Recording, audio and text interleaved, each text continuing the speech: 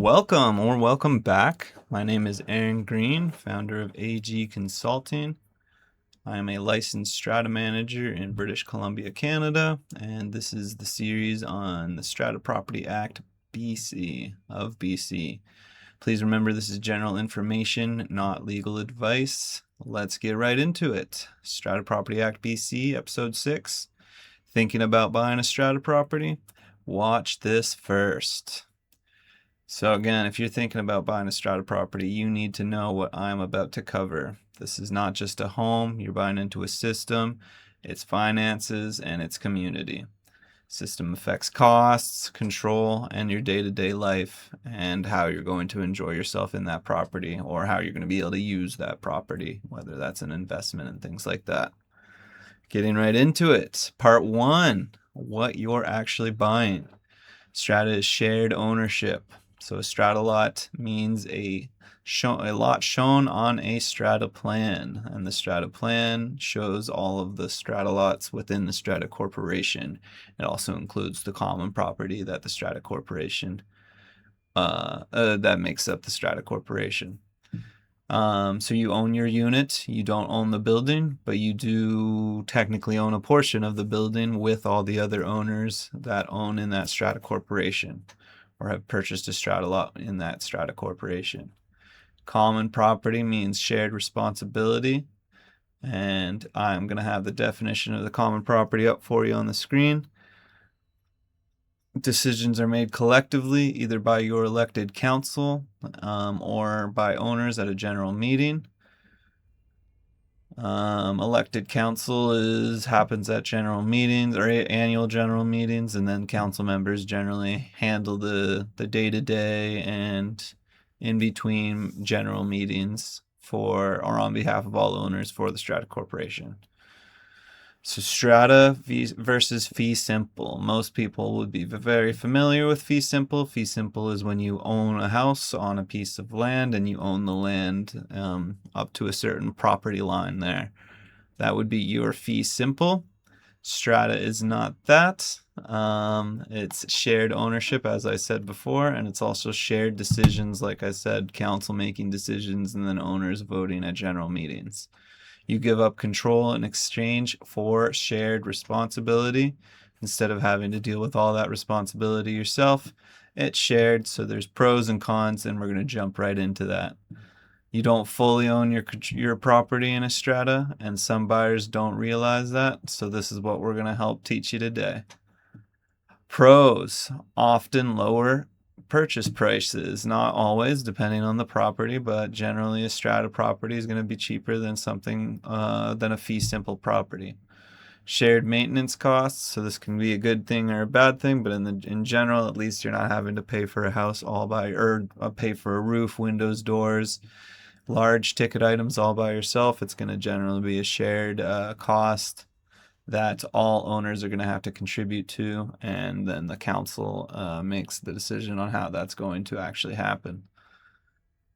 Less personal responsibility. Like I said, you're not going to have to worry about your roof or windows yourself, but it also takes away some of your capabilities of doing things yourself. Slows the process down as well, which is an issue. Good entry point for buyers a lot of the time, like I mentioned, lower price, so it's good for them there. And then if you're not used to taking care of a property, it's a good transition from or as your first property that you've purchased yourself. For some people, of course, some of us might want to go out and do everything themselves, so they are not going to like this as much. But for some buyers, definitely a good way to get into the market. Lifestyle and convenience is definitely affected by your strata corporation. So condos, townhomes, strata hotels and resorts, bareland strata. With bareland stratas, there's a lot more control, but still likely restricted regarding the aesthetics of your home, and that's to kind of control or protect the property value of everyone. If you had your neighbor painting their house pink and orange, then that's probably going to drive your property value down, and that's not necessarily fair. However, so that's where those kind of restrictions still apply to protect the value of everyone's property. Cons. So monthly strata fees are a big con for owning a strata property. You don't just own or pay for the mortgage because of the mortgage you've taken out to purchase the strata property. You now have your monthly strata fees. But again, those strata fees go to paying for all the repair and maintenance of the strata property, and sometimes areas very close to your strata lot, be the patio, the door, or the windows, or maybe the roof, things like that. Bylaws can restrict pets, rentals, renovations. So big one there. So definitely, if you're looking and getting a prop or buying a strata property, read the bylaws, and at bare minimum, read the use of property bylaws. Special levies is a big one for sure. Hopefully, you don't have special levies. With my own personal properties that I manage in my portfolio, I certainly try to avoid special levies at all costs when possible. It's not always possible to avoid a special levy, but with planning and foresight, good management, good counsel, for the most part, you should be able to avoid a special levy. But when they happen, all owners are required to pay a lump sum by a certain date, and obviously that can be stressful or a big con into buying a strata property. We'll get into special levies more and how you can determine whether or not it's coming, and that's later in the episode, or in the video or episode. So we'll move on for now, but we will cover that a bit more. So decision making depends on others. You have your council or owners voting at general meetings that control how a decision is, if a decision or a proposal is going to proceed. Like I said, council is going to handle your day-to-day and coordination, scheduling, planning of all the work that was approved at a general meeting, or all the work that they want to do after they get approval at the next general meeting. And again, they can have a special general meeting if they need to do something sooner, but they need the owner's approval. Otherwise, general meetings, when you're going, or annual general meetings, are going to be when you're going to cover a lot of the bigger ticket items and things that don't necessarily happen throughout the year on a regular basis, but happen every now and then.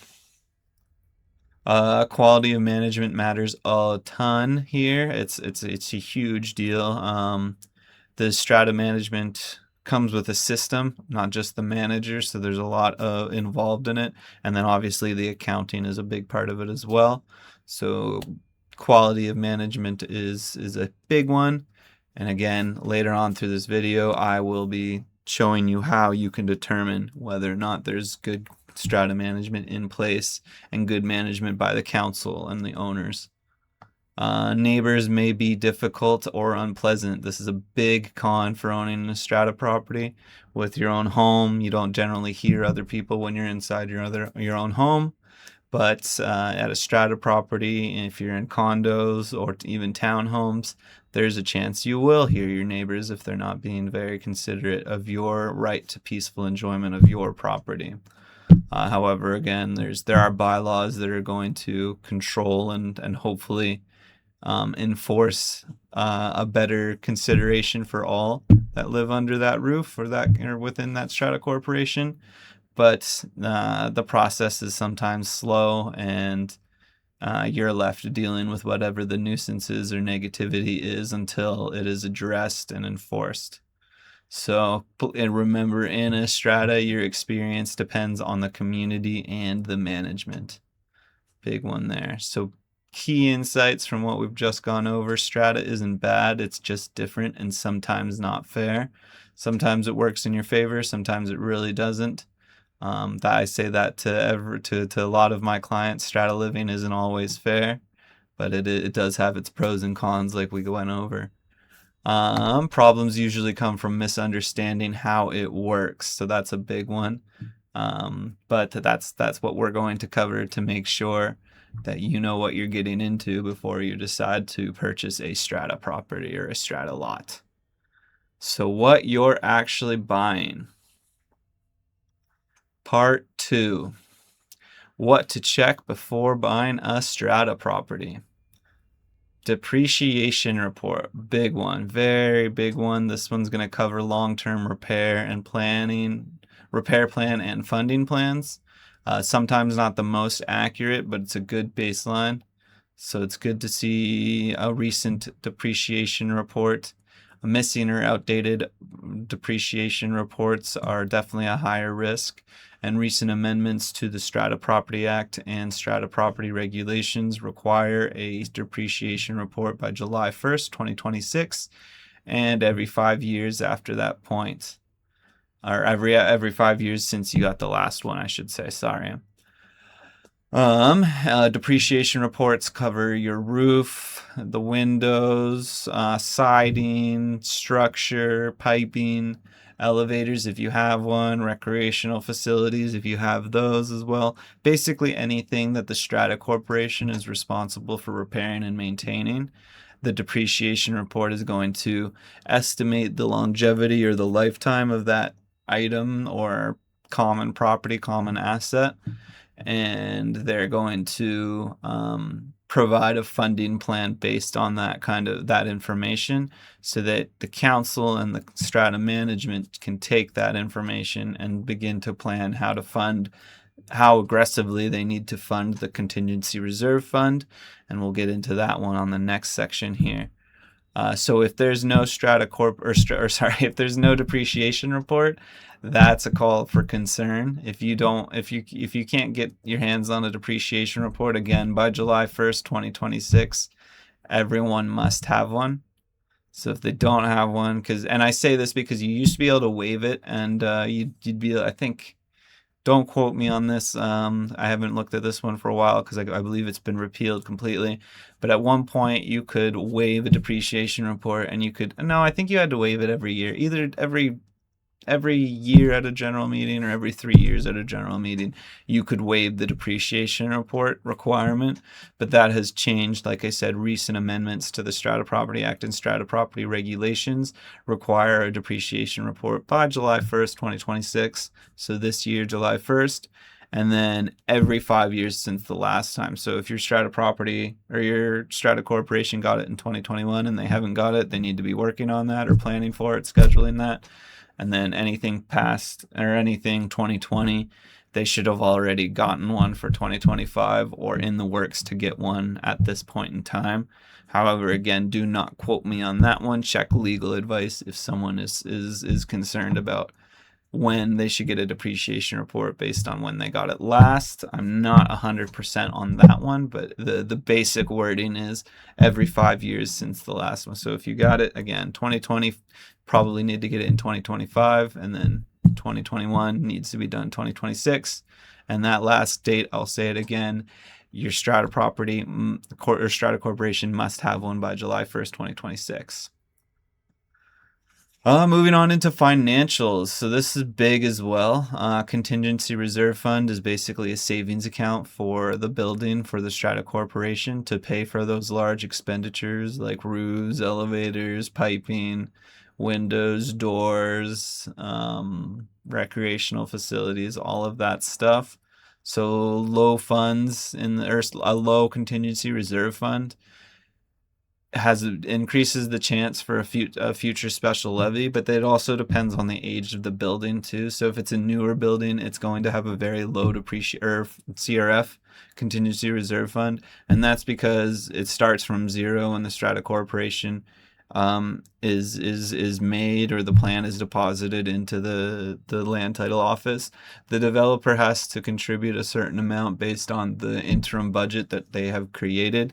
A little bit of a conflict of interest there, in my opinion, but whatever. We're not going to get on that one in this video. That's a very specific situation there. But anyway, the CRF is going to be low if it's a brand new building or a very new building. But over the years, there needs to be a pretty aggressive funding to it until your Strata Corporation has anywhere from $500,000 to $1 million in the CRF. And it also depends on the size of the Strata Corporation. For your smaller ones, you don't necessarily need that range that I just listed there. But otherwise, if it's anything around, I'm just throwing a number out here, like 40 units plus, $500,000 to $1 million is a good number to have. And then as the building gets older, you're going to need more and more. but you'll be using it as it goes. So again, a balance of $500,000 to $1 million is a good number to see. That's a very nice contingency reserve fund.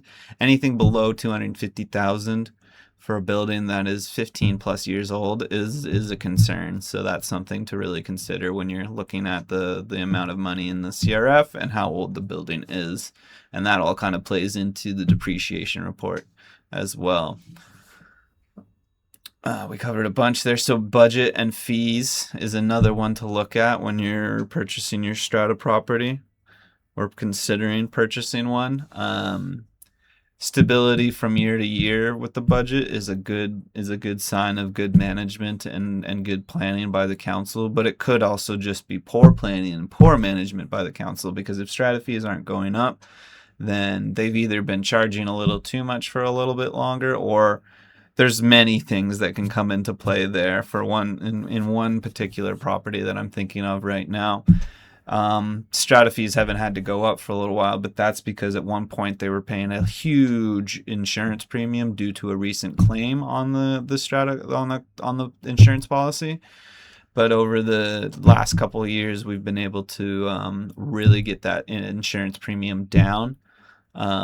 Which has, obviously that would allow us to normally reduce strata fees, but generally in this day and age, whenever there's a chance to reduce strata fees, I don't actually recommend doing that. I recommend increasing the contribution to the contingency reserve fund, unless of course it's incredibly funded. At that point, let's save the owners some money, make the property more attractive to potential buyers by reducing the strata fees by a slight amount from the last year. But again, generally, the CRF needs to be funded more than it's currently being funded, and that's my recommendation as a strata manager in most cases. I'd have to look at every case individually, of course, to determine whether or not that applies to your strata corporation, which is something I offer, and I'll be getting into that at the end of the video should you need any direct help considering a strata property. So again, you're not just buying a unit, you're buying into their finances, their system, and their community. Moving on, meeting minutes is a big one to cover as well. They're going to be boring to read. They're going to be confusing for owners, or especially people that have never owned a strata corporation. It's going to be a bit of like tough to understand to begin with, but with a little bit of context and information, you'll be able to understand it. And again, you can always ask for help to get some kind of better understanding of it. But they are the most important document that we're going to go over today, because they really show the real issues, large projects being planned, and legal activity if there is any. Or they should. You're not always going to have a strata management company that's going to provide proper minutes with a complete record of what they're supposed to report each council meeting. But again, it's one of the few ways that you can get a really good insight into what's going on during council meetings. And that's when I say meetings, I should have said council meeting minutes, because that's what it is. It's going to be the minutes of when the council met.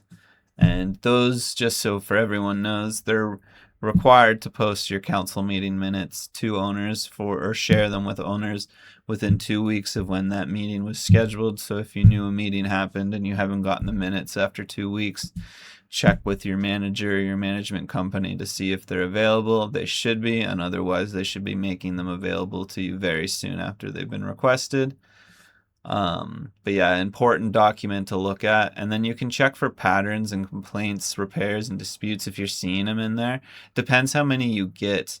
You should be able to get like the last 3 or 4, as far as I've seen. When I've seen conveyancing documents go out, it's not a huge amount, but I'm not always privy to the amount of documentation provided, and I don't get to see the specific requests when it's made through my specific company. But you're definitely going to want to try and get as many of the council meeting minutes as you can. Again, it's a boring read, so you might not want them at all. But if you can get them and then give them to someone that can quickly look at them and understand what's going on and get you a good idea, then that's great. And again, that's something that I can offer as a service, and we'll get into how you can request that from me later on in the video. Did I cover everything there for the minutes? Yes, I would say I did. So we'll move on to upcoming work and levies. I've kind of already brought this up a little bit, but you can ask directly to the strata manager, or that, well, generally it's going to have to go to the council, or not the council, but the potential seller. You're going to be talking to their lawyer usually, and then you can ask questions to their lawyer, and their lawyer should be contacting the strata management company of that corporation to try and get those answers or those questions answered. And you can ask things like what's planned as far as expenses and projects, and that covers major repairs coming up and potential costs coming soon, just to understand that. So you can even ask if there's like an expectation that strata fees are going to go up by a large amount, any more than 10% or something like that. Something like 3 to 7% is definitely a reasonable increase on strata fees from year to year. 10% is still quite reasonable in this day and age, especially if you have had poor thinking or poor planning and management for a little while. And then they're catching up and realizing they've made their mistakes, and now they've increased strata fees pretty aggressively to cover for it. But yeah, anything from 3 to 10 is reasonable. Anything more than a 10% increase to strata fees is certainly another call for concern. There may be a very good reason for it, and personally, it's still, I find it better than knowing that a special levy is coming, or even seeing that special levies have occurred already. Because at least if when they're increasing strata fees, and especially if most of the increase is going to contingent or contribution to the Contingency Reserve Fund, that's a good indication that while planning might not have been the best in the past, they're getting on top of it, and they're doing a better job at this point, and they're realizing that there's some bigger expenses coming up that they need to start funding the Contingency Reserve Fund for, so they can avoid a special levy and ensure they have the funding to proceed with the project required.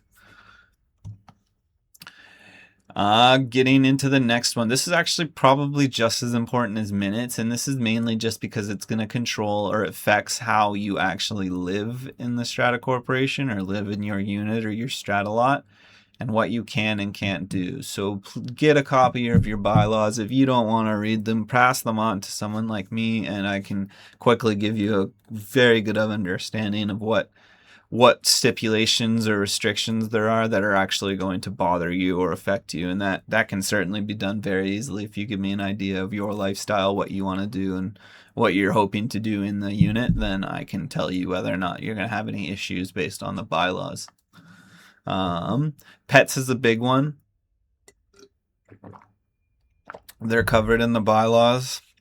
And again, strata corporations must have bylaws, so you should be getting a copy of this. It's a very standard document to get when you are making the request for information based on the strata or the strata lot you're looking at.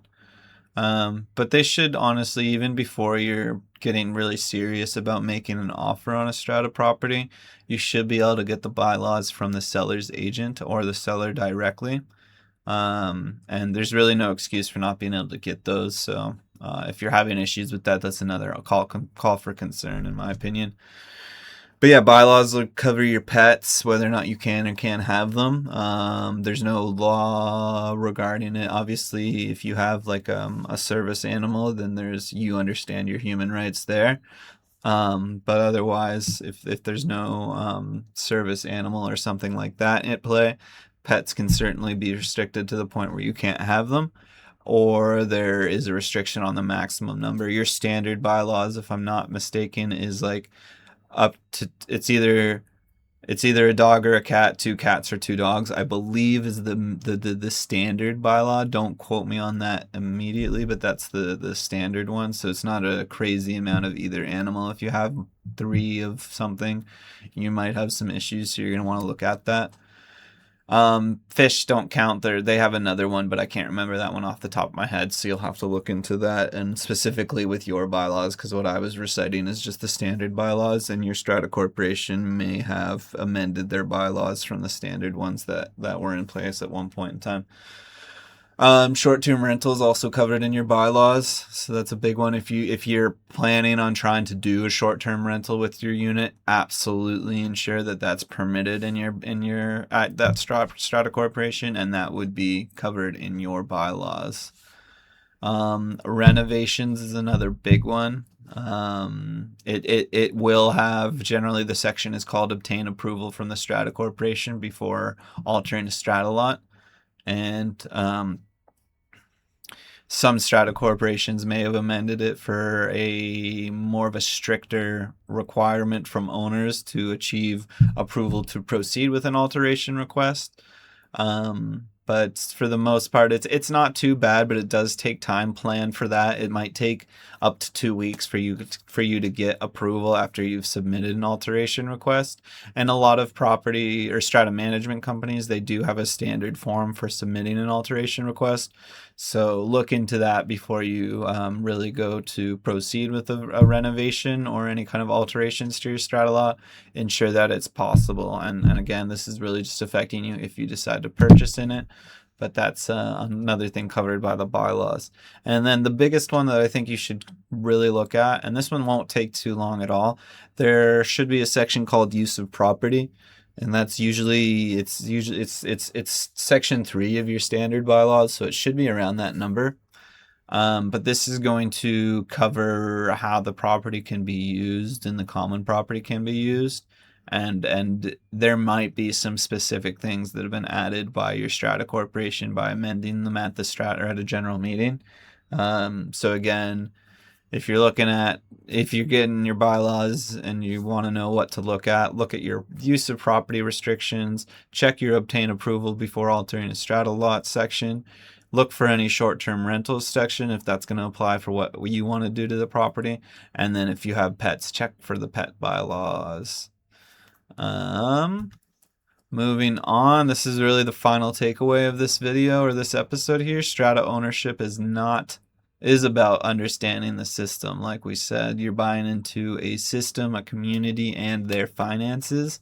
So you really want to understand what you're buying when you're making such a large investment like purchasing your home or an investment property. If you go in informed, it can be a great option for sure. If it's what you're looking for, like at the end of the day, great things for strata properties is if you're done maintaining your lawn or maintaining the house, strata corporations is great because you're going to move in, you're not going to have to do any of that. If you notice a problem, report it and it should get addressed. That's another big one that didn't get covered here. If you have issues, report them, and then you can continue to follow up, and eventually they will get handled because they have a requirement. They have a duty to repair and maintain, and if it's not your responsibility, it's theirs, and they should be getting it done. So if you don't inform yourself, it can be expensive and frustrating, and you'll want to get out, and it might not be that easy, and other people might be looking into the strata corporation more than you did and realizing that they don't want to purchase that property. So definitely take the time to educate yourself, watch a video like this one, and try and understand what you're getting into before you make that call. In closing, take your time, review your documents. Again, if you have any questions, ask them to your strata or to the seller's agent. They should be able to get back to you in a couple weeks at maximum. And then understand what you're actually committing to. Again, for some properties, it's quite restrictive what you can and can't do. Some of them might be different. Look at those bylaws, look at that depreciation report, look at those minutes, and understand what's going on at that property or at that strata corporation. Thanks for watching and supporting the channel. Please like and subscribe. Again, if you have any questions or topics you'd like to cover in a future episode or you'd like covered in a future episode, comment below. Thank you so much. See you next time.